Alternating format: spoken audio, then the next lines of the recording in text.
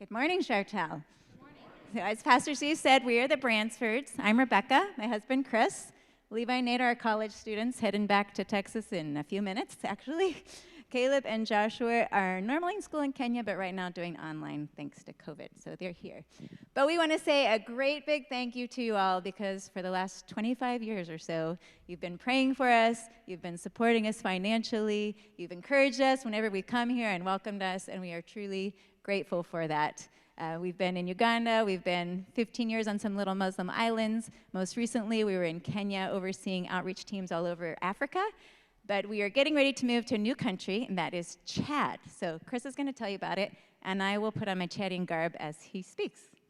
Yes, so Chad is the green country there. It's not actually green, it's very brown. But anyway, it's in central northern Africa. It's about twice the size of Texas, so it's a huge, huge country. And it's on the edge of the Sahara.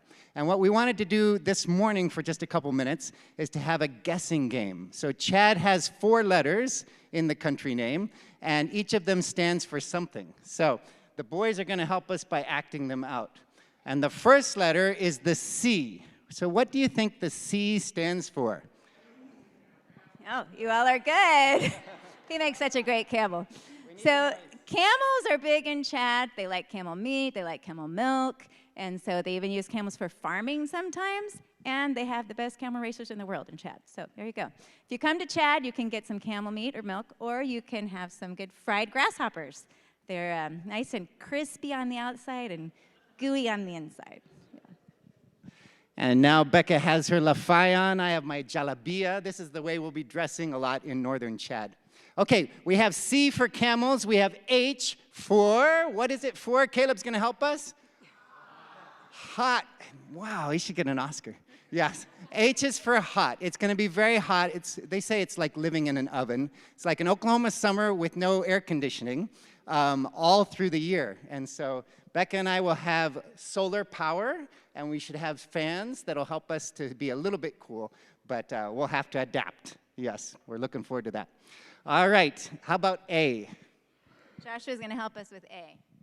Assalamualaikum, shukran. I hear some of you saying Arabic. Yes.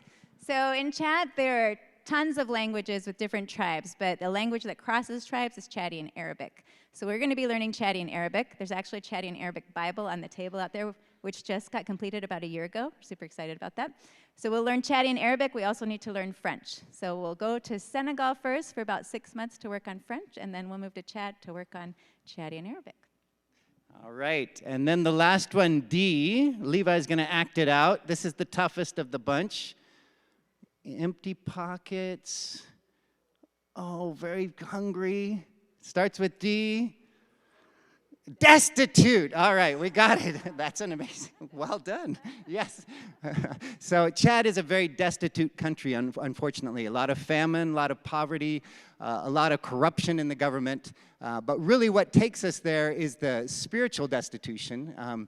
They say there's 140 people groups, over 100 languages, but of the 140 people groups, there's 80 that are considered unreached.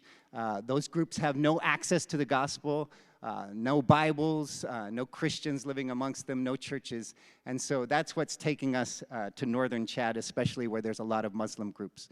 And so we would appreciate you all praying for us. And out on the table, we have various materials. But one of them is a prayer commitment form. And if people want to pray, commit to pray either daily or weekly for us, we would love that.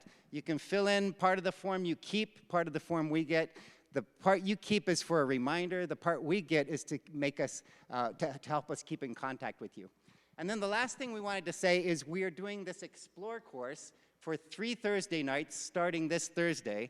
It's a 7-lesson course, but we'll go through it in 3 sessions. So we're going to go at lightning speed, but it's a really, really good course. And we have booklets out there in the foyer for you if you'd like to be part of the course. Thank you very much, Shartel. We love you. Thanks for making us feel at home.